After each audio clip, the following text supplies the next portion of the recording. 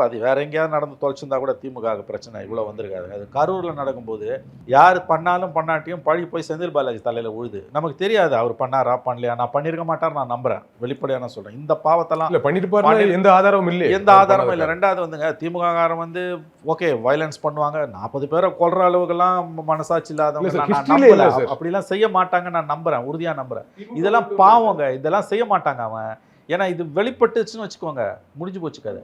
திமுகவோ செந்தில் பாலாஜியோ இந்த எல்லைக்கு போவாங்கன்னு நான் நம்பலை. ஆனால் இந்த சம்பவம் கரூரில் நடந்ததால் பழி வந்து அங்கே போய் உழுது. இதே வேற எங்கேயோ நடந்ததுன்னு வச்சுக்கோங்க, இவ்வளோ தூரம் வந்திருக்காது உங்களுக்கு. கரூர்னு போது இன்னும் அதிகப்படியாக போகுது உங்களுக்கு. வந்து எந்த எவிடன்ஸும் கிடையாது உங்களுக்கு. கான்ஸ்பிரசின்றதுக்கு எந்த எவிடன்ஸும் இதுவரைக்கும் கிடையாது. It's natural stampede.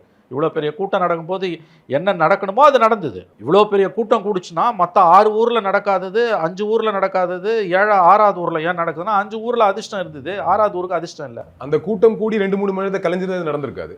நேரம் காக்க வச்சிருக்கீங்க, தண்ணி கொடுக்கல, சாப்பாடு கொடுக்கல. ஆமாம் ஆமாம். ஸோ இதில் கான்ஸ்பிரசி தியரிஸ்க்கு எனக்கு தெரிஞ்ச இடம் இல்லைங்க. இது வந்து ஒரு நேச்சுரல் ஸ்டாம்பீடு தானங்க. அப்படி தான் நான் இதை உறுதியாக நம்புறேன். ஆஸ் ஆஃப் நவ் நான் அப்படி தான் நம்புறேன் சார். நம்ம ஹிஸ்ட்ரியிலேயே காலங்காலமாக எதிரரசியல் நடந்துட்டே இருக்கு. காங்கிரஸ் திமுக அதெல்லாம் மாத்தி மாத்தி இப்படி பண்ணாங்களே பண்ண மாட்டாங்க.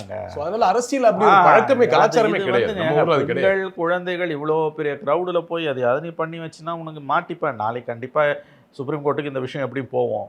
ஒருவேளை எஸ்ஐடி போடுறான், சிபிஐ ஆர்டர் பண்ணுறான், கோர்ட் மானிட்டர் இன்வெஸ்டிகேஷன் வருதுன்னா எவனா இருந்தாலும் மாட்டிப்பான். அதனால் செய்ய மாட்டாங்க. எனக்கு தெரிஞ்சு நான் நம்புகிறேன் அப்படி செய்ய மாட்டாங்கன்னு. பட் எனிவே பப்ளிக் பர்செப்ஷன் வந்து உங்களுக்கு வந்து இன்றைக்கி திமுக எதிராக தான் இருக்குது. நீங்கள் கேட்கலாம் அது வந்து ஒரு சைலண்ட் மெஜாரிட்டி இருக்குது, எந்த அடிப்படையில் சொல்கிறேன்னு. as of now it is subjective, I agree. ஏன்னா நீங்கள் வந்து unless it is proven இன்னும் 7 மாதம் பொறுத்து அவர் என்ன பண்ண போகிறாரு, அது வரைக்கும் அரசியல் இருப்பாரா,